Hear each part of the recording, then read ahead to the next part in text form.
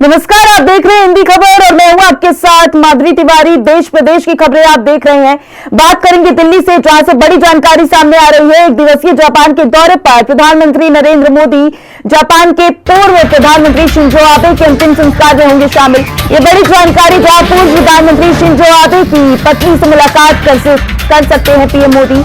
Japan के प्रधानमंत्री Fumio Kishida से भी मुलाकात करेंगे पीएम मोदी। तो देखिए, बड़ी जानकारी आप तक पहुंचा रहे हैं, जहां बता दें पूर्व प्रधानमंत्री शिंजो आबे की पत्नी से मुलाकात करेंगे, वहीं फूमियो किशिदा से भी मुलाकात करेंगे पीएम मोदी। तो देखिए, जापान के दौरे पर रहने वाले हैं पीएम मोदी, जहां पर शिंजो आबे के अंतिम संस्कार में शामिल होंगे और साथ ही उनकी पत्नी से भी मुलाकात करेंगे। तो देखिए, बड़ी जानकारी आप तक पहुंचा रहे हैं, जहां एक दिवसीय जापान के दौरे पर रहेंगे प्रधानमंत्री नरेंद्र मोदी। तो देखिए, शिंजो आबे की पत्नी से भी मुलाकात करेंगे, जापान के पूर्व प्रधानमंत्री शिंजो आबे के अंतिम संस्कार में शामिल होंगे। तो वहीं कांग्रेस केंद्रीय चुनाव समिति की महत्वपूर्ण बैठक है। आज सोनिया गांधी सहित पार्टी के बड़े नेता मौजूद रहेंगे इस बैठक में। इस वक्त की बड़ी जानकारी, जहां बैठक में हिमाचल प्रदेश के टिकट आवंटन को लेकर चर्चा होगी। हिमाचल कांग्रेस की प्रदेश अध्यक्ष प्रतिभा सिंह भी बैठक में मौजूद रहेंगी। तो देखिए, आज पहली सूची जारी कर सकती है कांग्रेस केंद्रीय चुनाव समिति। पहले चरण की बैठक में 43 से 47 सीटों पर हो सकती है चर्चा। तो देखिए, बैठक में हिमाचल प्रदेश के टिकट आवंटन को लेकर भी चर्चा की जाएगी।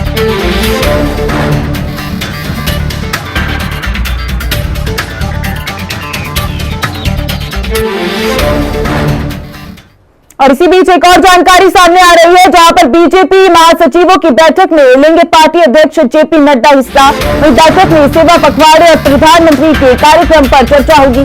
पार्टी के आगामी कार्यक्रमों को लेकर चर्चा करेंगे पार्टी अध्यक्ष जेपी नड्डा। तो देखिए, सबकी बड़ी जानकारी, जहां आपको बता दें बैठक में सेवा पखवाड़े को लेकर चर्चा की जाएगी, साथ ही पार्टी के आगामी कार्यक्रमों को लेकर भी चर्चा करेंगे पार्टी अध्यक्ष जेपी नड्डा।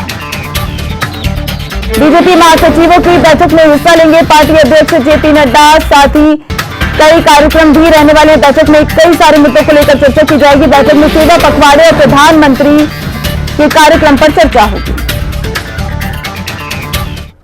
सांसद किरीट सोलंकी ने हिंदी खबर से बात करते हुए कहा कि एआईएमआईएम ने गुजरात में 3 उम्मीदवार घोषित कर दिए हैं। तमाम विपक्षी पार्टियां चुनावी मैदान में तैयार है, लेकिन दावा करता हूं कि बीजेपी इस बार और भी ज्यादा वोटों के साथ जीतेगी। वहीं उन्होंने आगे क्या कुछ कहा, सुनिए। गुजरात चुनाव को लेकर सभी पार्टियां अब राजनीतिक तैयारियों में जुट चुकी है। मेरे साथ बात करने के लिए मौजूद है मेंबर ऑफ पार्लियामेंट किरीट सोलंकी साहब। क्योंकि सभी राजनीतिक पार्टियों को देख रहे हैं, बिल्कुल तैयार दिखाई दे रही है। एआईएमआईएम ने भी अपने 3 उम्मीदवारों को घोषित कर दिया है।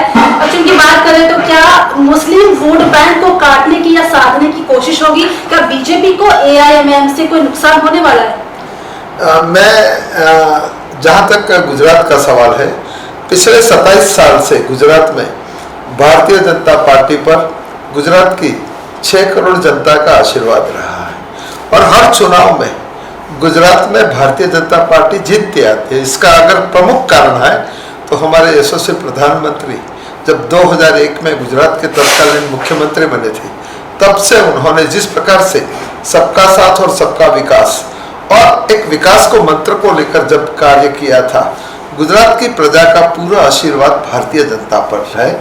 आपने बोला कि कई पार्टियां इस बार चुनावी मैदान में आ चुकी है। हेलो, जो आप पार्टी है, मेम से अलग अलग पार्टी, उन्होंने अपने प्रत्याशियों को भी घोषित भी किया है। मगर मैं बहुत ही विनम्रता से आपसे कहना चाहता हूं कि जहां तक गुजरात की जनता का सवाल है, गुजरात की जनता को भारतीय जनता पार्टी पर भरोसा है। वो लोग कितना भी आके कुछ भी करें, कुछ भी रेवड़ी बांटने का काम करेंगे, गुजरात की जनता का आशीर्वाद भारतीय जनता पर रहेगा। नहीं, क्योंकि आप कह रहे हैं कि गुजरात की जनता को बीजेपी पर भरोसा है। गाय गंगा गौमूत्र के मंत्रों का जाप करने वाली भारतीय जनता पार्टी पर अब एक गहरा संकट आ चुका है। 1600 से ज्यादा गौशालाएं सड़कों पर है, क्योंकि बजट को लेकर कॉन्फ्लिक्ट हो रहा है। साफ कहना है बीजेपी को वोट नहीं देंगे गुजरात चुनाव में। जहां तक गुजरात सरकार का सवाल है, गुजरात का लोगों का सवाल है, वहां गाय को माता के तौर पर पूजा जाता है और सरकार ने भी अपने कई सारी योजनाएं बनाई है। ये आप जो बात करते हो कि सड़क पर है, मैंने तो नहीं देखा है क्योंकि मैं तो वहाँ ही रहता हूँ, मगर गुजरात में जो लोग हैं, सरकार किसी को अगर गाय पालना है तो उसके लिए भी गुजरात सरकार उनको सब्सिडी देती है, गाय पालने के लिए, गाय खरीदने के लिए भी देती है। और जहाँ तक महाजन परंपरा का सवाल है, गुजरात में महाजन परंपरा होती है। चलिए, बहुत शुक्रिया। तो मेंबर ऑफ पार्लियामेंट को आप सुन रहे थे। सीधे तौर पर गुजरात चुनाव को लेकर साफ कह दिया है कि भले ही AIMIM और तमाम विपक्षी दल एक साथ क्यों ना आ जाए, लेकिन उसके बावजूद भी बीजेपी की गुजरात चुनाव में जीत होगी। कैमरा पर्सन अजीत के साथ तोशी मंदोला, हिंदी खबर, दिल्ली। हिंदी खबर ने उत्तराखंड प्रभारी दुष्यंत गौतम से बातचीत की। उत्तराखंड प्रभारी ने हरिद्वार में पंचायत चुनाव को लेकर कहा कि हम पूर्ण बहुमत के साथ पंचायत चुनाव को जीतेंगे। वहीं उन्होंने आगे क्या कुछ कहा, सुनिए। 18 महीने के बाद देवभूमि उत्तराखंड के हरिद्वार में पंचायत चुनाव हो रहे हैं। आज मतदान होगा और 28 तारीख को मतगणना होगी, जिसके बाद तय होगा कि क्या रूपरेखा होगी बीजेपी की। क्योंकि लगातार पंचायत चुनाव को लेकर कांग्रेस भी एलिगेशन लगा रही थी कि देरी हो रही है, आप चुनाव हो रहे हैं। बीएसपी का ये कहना है कि आपके पास कोई चेहरा नहीं है, तो बड़ी तादाद में बीएसपी की जीत होगी। कांग्रेस और बीजेपी झुंझुना की संभालते रहेंगे। नहीं, हमारे पास चेहरे नहीं, हमारा तो हर कार्यकर्ता चेहरा है। हमारा चेहरा राष्ट्रवाद है, राष्ट्रवादी सोच हमारा चेहरा है, और हमारे पास हर कार्यकर्ता चेहरा। वो एक चेहरे के पीछे व्यक्तिगत पूजा, ये कांग्रेस और बीएसपी का कल्चर रहा है। हमारे यहाँ ये कल्चर नहीं है। और मैं पक्का कहता हूँ कि पिछली बार हम 3-4 सीटों पे, आज हमने 44 कैंडिडेट अपने लड़ाए हैं, तो 42 लड़ाए हैं, लेकिन मुझे लगता है पूर्ण बहुमत से हम आएंगे और हमारे अधिकतर लोग जीत कर आएंगे। उसके जम्मू कश्मीर की बात करते हैं, जब गुलाम नबी आज़ाद ने कांग्रेस को अलविदा कहा था, उसके बाद लगातार कयास लग रहे थे कि बीजेपी की बी टीम बनने वाली है गुलाम नबी आज़ाद की पार्टी। आज नई पार्टी का गठन करती है, डेमोक्रेटिक आज़ाद पार्टी नाम है। क्या समझे, अलायंस भी होने वाला है, क्योंकि चुनाव को लेकर भी लगातार सरगर्मियां जम्मू कश्मीर में भी देखी जा रही है। देखिए, मैं गुलाम नबी आज़ाद जी को शुभकामनाएं देता हूँ। उन्होंने एक दल बनाए, अपने विचारों के, अपनी सोच के अनुरूप बनाया है। कितना चल पाते हैं, वहाँ के कश्मीर के लोगों के न्याय के लिए कितना संघर्ष कर पाते हैं, वो उनकी पार्टी पे डिपेंड करता है। जहाँ तक हमारा मतलब है, हम एक विचारधारा और सोच के साथ, कश्मीर भारत का अभिन्न अंग है। कश्मीर की तरक्की के लिए, वहाँ के लोगों की तरक्की के लिए, जिस प्रकार से आज हमने 37 वर्ष बाद सिनेमा खुले हैं, किस प्रकार से पत्थर फेंकने वाले, मारने वाले सैनिकों को उनको आज आप देखने के लिए मिलता है, कि स्कूल जलाने वाले नहीं देखने के लिए मिलते हैं, आतंकवादी घटना करने वाले नहीं मिल पाते। ऐसा हम जम्मू कश्मीर चाहते हैं। इसमें अंदर कोई भी हमें सहयोग करेगा, उसका स्वागत रहेगा। बहुत शुक्रिया। उत्तराखंड प्रभारी दुष्यंत गौतम को आप सुन रहे थे। पंचायत चुनाव को लेकर साफ कह दिया है कि बीजेपी पूर्ण बहुमत के साथ चुनाव जीतेगी हरिद्वार में, और इसी के साथ डेमोक्रेटिक आजाद पार्टी को भी शुभकामनाएं दी है। कैमरा पर्सन अजीत के साथ तोशी मंदोला, हिंदी खबर, दिल्ली। हिंदी खबर ने आप विधायक सोमनाथ भारती से बातचीत की, जिसमें सोमनाथ भारती ने बीजेपी पर जमकर हमला बोला और कहा लैंड जिहाद को लेकर बीजेपी कुछ भी राजनीति कर सकती है। वहीं उन्होंने आगे क्या कुछ कहा, सुनिए।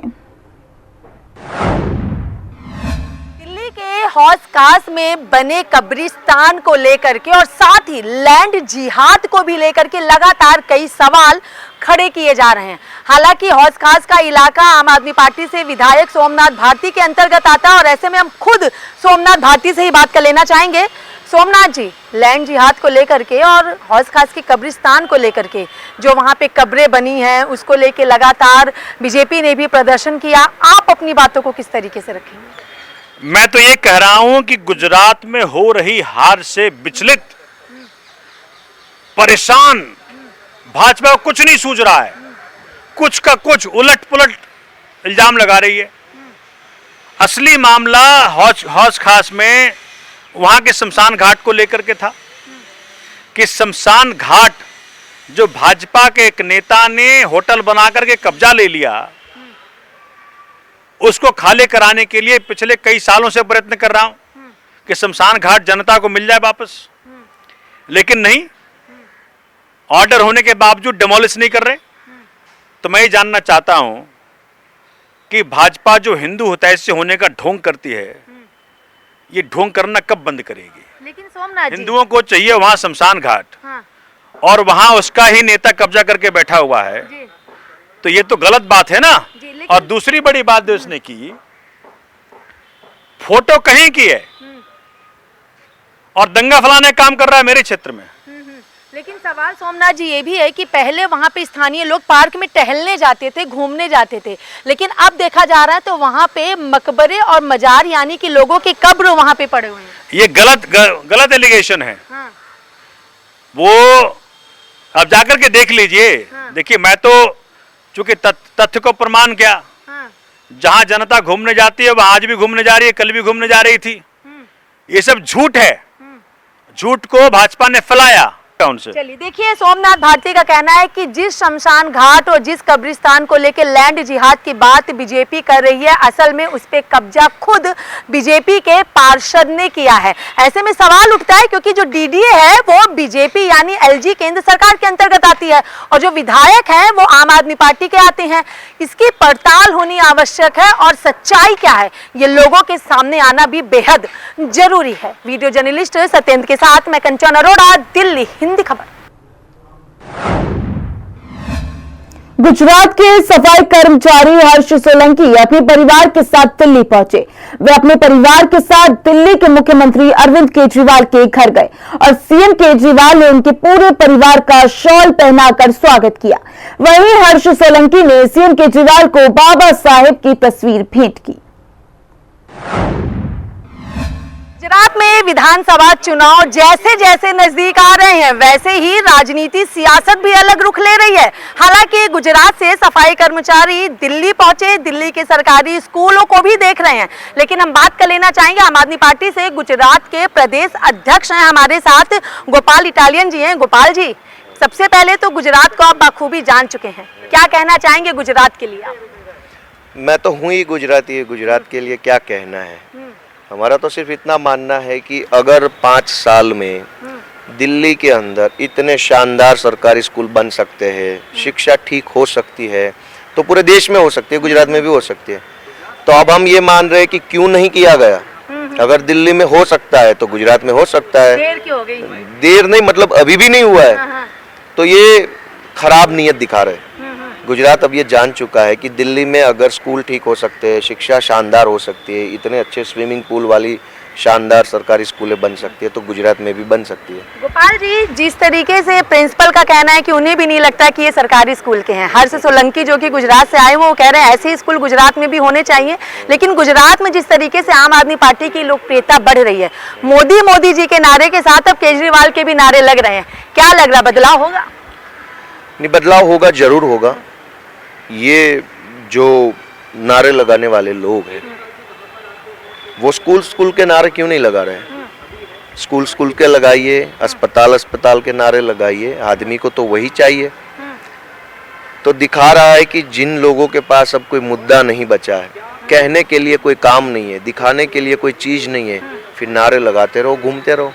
काफी टाइम से गुजरात में है, कई राजनीतियों को वहाँ पे आपने देखा हुआ है। गुजरात बीजेपी का गढ़ है, देश के प्रधानमंत्री और गृह मंत्री वहीं से ताल्लुक रखते हैं, लेकिन आम आदमी पार्टी की क्या लोकप्रियता गुजरात में इस वक्त देखने को मिल रही है और क्या वाकई में गुजरात की जनता बदलाव के चाहती है और विकल्प के रूप में आम आदमी पार्टी को मौका देना चाहती है? देखिए, आप बोले कि बीजेपी का गढ़ है, हो सकता है, होगा, यही तो हमारा दुर्भाग्य है ना। कहीं पे बीजेपी का गढ़ है, कहीं पे कांग्रेस का गढ़ है, शिक्षा का गढ़ कहीं नहीं है।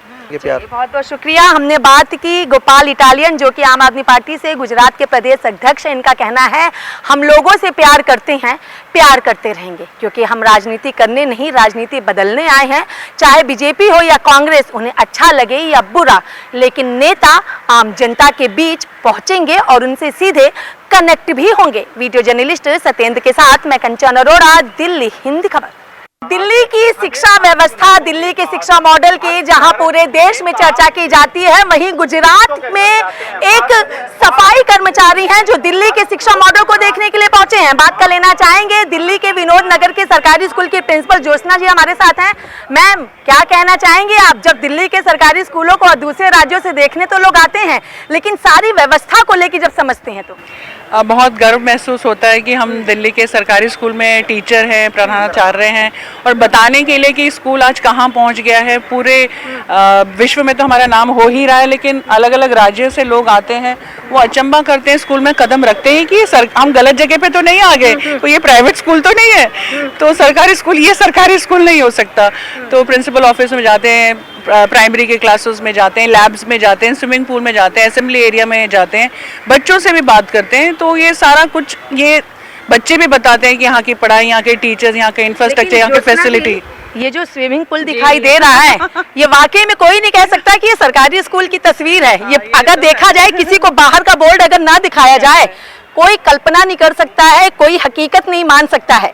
इसके लेके क्या किया? इसके लिए तो बहुत इतनी एंट्रीज आती है कि हमारे कोच उनको ग्रुप में बांट के थक जाते हैं कि मैम इतने सारे बच्चे आ रहे हैं।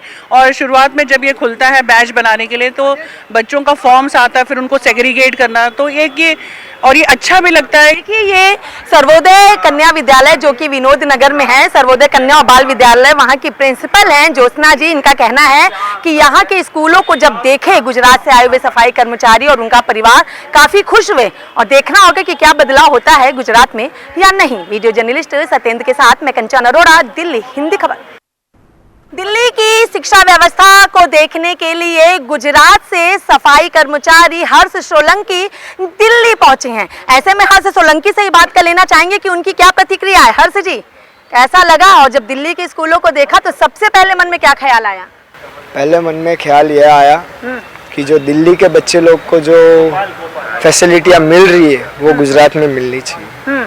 और स्कूल्स इतनी अच्छी है, मैडम्स इतने अच्छे हैं, ये स्विमिंग पूल पे जहाँ हम खड़े हैं, ये सब फैसिलिटियाँ देख के बहुत अच्छा लग रहा है। कभी सोचा था कि एक मुख्यमंत्री को खुद खाने पे बुला रहे हैं आप, और वही मुख्यमंत्री आपको दिल्ली में नेता दे रहे हैं? नहीं, पहली बार है। हाँ, पहली बार है। तो ये बोल रहे, यकीन ही नहीं हो रहा कि ये सब मेरे साथ हो रहा है, कि मैं सपने में हूँ, कोई वो नहीं, आइडिया नहीं है। आपके साथ हर्ष कौन कौन आया है यहाँ पे? मैं, मेरी मम्मी और मेरी छोटी बहन। अच्छा, मतलब आपकी पूरी फैमिली यहाँ पर आई है। क्या लग रहा है, ऐसे स्कूल गुजरात में होने चाहिए? होनी चाहिए, पक्का होनी चाहिए। देखिए, आप एक मतदाता हैं और लोकतांत्रिक देश है, और गुजरात में विधानसभा चुनाव भी होने हैं। क्या चाहते हैं, गुजरात में भी बदलाव हो? गुजरात में बदलाव होना चाहिए। होना चाहिए। किस तरीके से? दिल्ली, उत्तर प्रदेश, उत्तराखंड किस आधार पर? दिल्ली की तरह। दिल्ली के सीएम के लिए क्या कहेंगे? सीएम के लिए तो कोई वो है ही नहीं कि उन्होंने जो मेरे से इतना वो कर दिया, प्यार जो दिया, मेरे को बहुत प्यार दिया सर ने। देखिए, हर्ष सोलंकी का कहना है स्कूल बहुत अच्छे हैं, और सबसे बड़ी बात कि दिल्ली के मुख्यमंत्री बहुत अच्छे हैं, अपनापन बहुत ज्यादा है, और पूरी कोशिश करेंगे, पूरी मेहनत लगा देंगे कि गुजरात में भी इसी तरीके का बदलाव हो, और इसी तरीके से जो नेता हैं वो जनता के साथ कनेक्ट हो। वीडियो जर्नलिस्ट सत्येंद्र के साथ मैं कंचन अरोड़ा, दिल्ली, हिंदी खबर।